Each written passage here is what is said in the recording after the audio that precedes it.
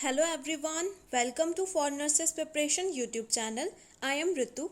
Let's start with today's anatomy question session. Question number 1 is, which of the following sensory receptor are most found in our skin? त्वचा में पाए जाने वाले sensory receptor में से सर्वाधिक संख्या में पाए जाने वाले रिसेप्टर निम्न में से कौन से होते हैं? Your options are A. Nociceptors, B. Thermoreceptors, C. Cutaneous mechanoreceptor or D. Physioreceptor. Correct option is option number A, that is nociceptor.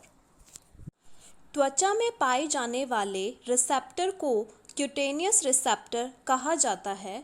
यह अलग अलग रिसेप्टर के आधार पर अलग अलग होते हैं. जैसे क्यूटेनियस मैकेनो रिसेप्टर, यह टच, प्रेशर, वाइब्रेशन आदि के लिए रिस्पॉन्सिबल होते हैं, तथा थर्मो रिसेप्टर ताप के लिए, फ्रिज रिसेप्टर कोल्ड के लिए तथा नॉशियो रिसेप्टर दर्द के लिए रिस्पॉन्सिबल होते हैं. इन सभी रिसेप्टर्स में से नॉशियो रिसेप्टर्स सबसे अधिक मात्रा में पाए जाते हैं. Next question is, choose the following substance that provide shine to the hairs and make them smooth. निम्न में से ऐसा कौन सा सब्सटेंस है जो बालों को कोमल बनाता है और उन्हें चमक प्रदान करता है? Your options are A. Sweat, B. Sebum, C. Cerumen or D. All of the above. Correct option is option number B, that is sebum. Mammals की त्वचा की सेबेशियस ग्लैंड के द्वारा सिक्रीशन ऑयल व वैक्सी सब्सटेंस को sebum कहा जाता है. इसका मुख्य कार्य स्किन व हेयर्स का वाटरप्रूफ व लुब्रिकेंट बनाना तथा उनको चमक प्रदान करना होता है. इसके अलावा यह स्किन व हेयर को सूखने से भी बचाता है. सामान्यतः न्यूबॉर्न में वैनिक्सियोसा व आँखों में टीयर्स sebum के ही रूप में निकलते हैं.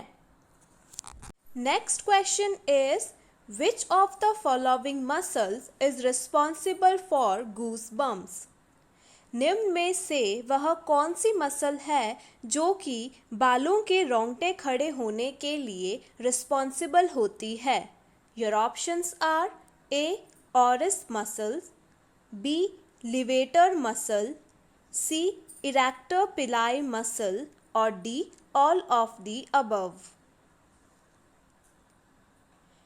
Correct option is option number C, that is erector pili muscle responsible for goosebumps. Erector pili muscle त्वचा में हेयर फॉलिकल से जुड़ी होती है. इसका ऑटोनॉमिक नर्वस सिस्टम से संबंध होता है. इन मसल में कॉन्ट्रैक्शन इनवॉलेंट्री प्रकार का होता है. सामान्यतः बहुत ज़्यादा स्ट्रेस वाली कंडीशन जैसे कोल्ड, फियर, प्लेजर आदि में इन मसल में अपने आप कॉन्ट्रैक्शन हो जाता है. इससे बालों के रोंगटे खड़े होने वाली प्रक्रिया देखने को मिलती है. इस प्रक्रिया को गूसबम्प्स भी कहा जाता है. Question number 4 is, in our body glenoid cavity is found in which bone?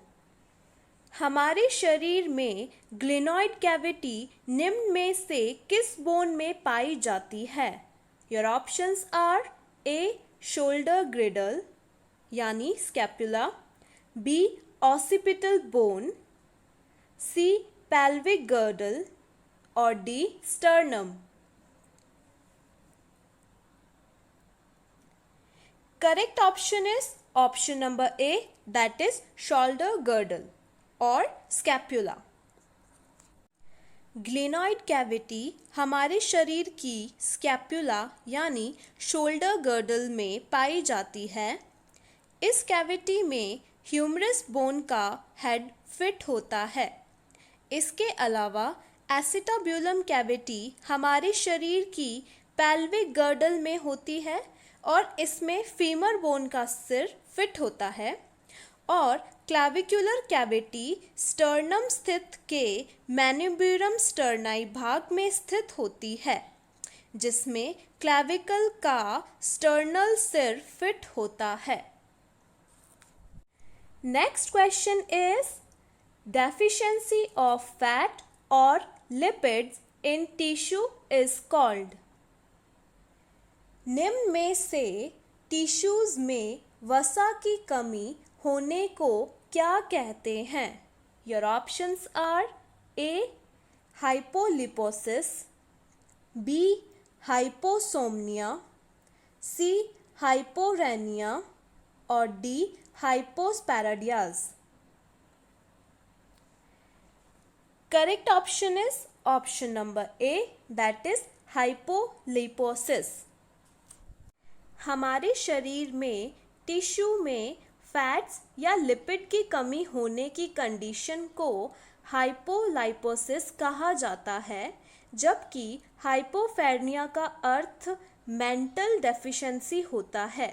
समानतः हाइपोसोमनिया को इंसोमनिया भी कहा जाता है। इस कंडीशन में व्यक्ति को नींद नहीं आती है और पेनिस के नीचे की ओर यूरिथ्रा में कंजाइटल ओपनिंग होने को हाइपोस्पैडियस कहा जाता है। Our next question is choose the following joint in which only rotation movement is possible। निम्न में से ऐसा जॉइंट जिसमें केवल रोटेशन मूवमेंट गति हो सकती है क्या कहलाता है?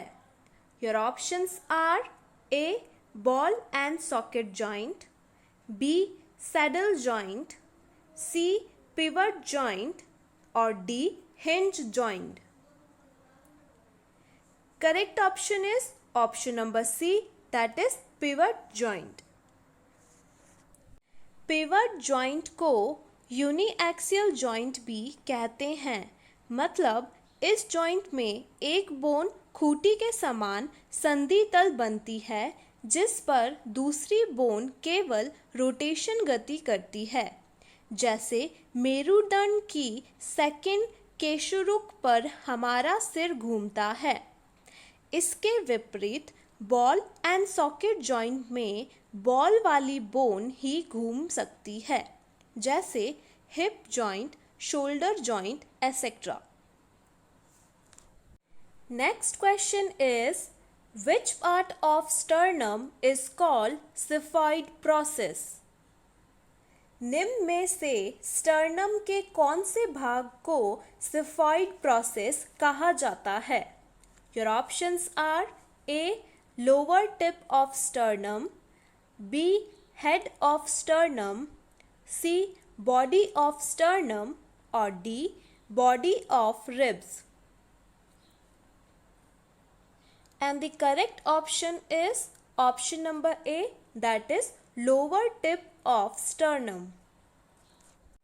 स्टर्नम को ब्रेस्ट बोन भी कहा जाता है और स्टर्नम के हेड को मैन्यूब्रियम, स्टर्नम के लोअर टिप को सिफॉइड प्रोसेस तथा मध्य भाग को बॉडी के नाम से जाना जाता है। समानतः मैन्यूब्रियम व बॉडी के मध्य मैन्यूब्रियोस्टर्नल जॉइंट तथा बॉडी व सिफॉइड प्रोसेस के मध्य सिफिस्टर्नल जॉइंट पाया जाता है। Our next question is the length of the male urethra is। निम्न में से मेल यूरिथ्रा की सामान्य लंबाई कितनी होती है? Your options are A 4 centimetre, B 24 centimetre, C 20 centimetre और डी 22 सेंटीमीटर।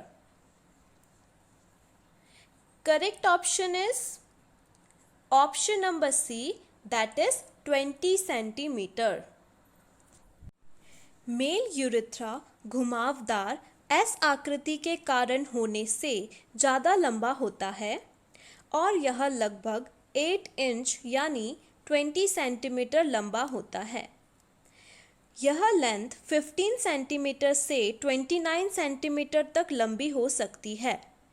महिलाओं में यूरेथ्रा काफ़ी छोटा होता है, लगभग 1.5 इंच से 2 इंच तक यानी 3 to 5 सेंटीमीटर तक लंबा होता है तथा पेरिनियम की लंबाई काफ़ी कम होने से महिलाओं में यूटीआई यानी यूरिनरी ट्रैक्ट इन्फेक्शन का खतरा काफ़ी ज़्यादा होता है।